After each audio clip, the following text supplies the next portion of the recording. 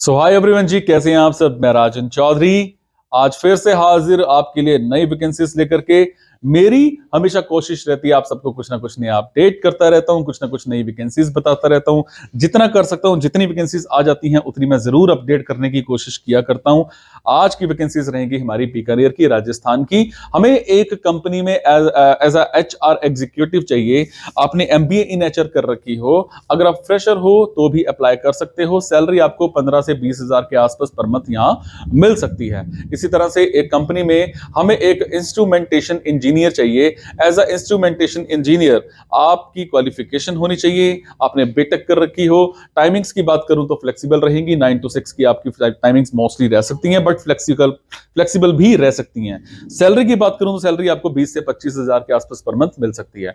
इसी तरह से हमें एक कंपनी में मैकेनिकल इंजीनियर चाहिए। एज अ मैकेनिकल इंजीनियर आपने बीटेक इन मैकेनिकल इंजीनियरिंग कर रखी हो। टाइमिंग्स, सैलरी दोनों मौके पर ही आपके साथ डिस्कस किए जाएंगे। और आपको कम से कम एक्सपीरियंस है, ज्यादा से ज्यादा एक्सपीरियंस है, आपको प्रेफरेंस दी जा सकती है। इसी तरह से एक कंपनी में हमें एक फोटोग्राफर चाहिए। आपको फोटोग्राफी की अच्छी नॉलेज होनी चाहिए। आपको कम से कम 2-3 साल का फोटोग्राफर का एक्सपीरियंस होना चाहिए। अगर मैं बात करूं, टाइमिंग, सैलरी दोनों आपके साथ मौके पर ही डिस्कस किए जाएंगे। इसी तरह से हमें कंपनी में पाइपिंग इंजीनियर चाहिए। आपकी पाइपिंग इंजीनियरिंग में क्वालिफिकेशन होनी चाहिए, आपने बीटेक वगैरह कर रखी हो। अगर मैं बात करूं सैलरी की, तो सैलरी आपको यहां पर 30 to 40,000 के आसपास पर मंथ मिल सकती है। इसी तरह से हमें कंपनी में वेब डिजाइनर चाहिए। एज अ वेब डिजाइनर आपको अच्छी नॉलेज होनी चाहिए, कम से कम 1-2 साल का एक्सपीरियंस होना चाहिए। फ्रेशर हो तो भी अप्लाई कर सकते हो, पर नॉलेज अच्छी होनी चाहिए। और अगर मैं बात करूं आपकी सैलरी की, तो सैलरी आपको यहां पर 40 to 50,000 के आसपास पर मंथ मिल सकती है, अगर आपको अच्छी नॉलेज है तो।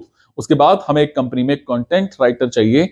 एज अ कंटेंट राइटर आपकी अच्छी पकड़ होनी चाहिए इंग्लिश में, हिंदी में, और आपकी कम से कम क्वालिफिकेशन जो है वो ग्रेजुएशन होनी चाहिए। टाइमिंग्स जो है वो वर्क फ्रॉम होम रहेगी, 8 आवर्स की आपकी टाइमिंग रहेगी, आपने घर बैठ के ही काम करना है। सैलरी की अगर मैं बात करूं तो सैलरी आपको यहां पर 25 से 30 हजार के आसपास पर मंथ मिल सकती है। उसी तरह से हमें एक कंपनी में डाटा एंट्री ऑपरेटर चाहिए।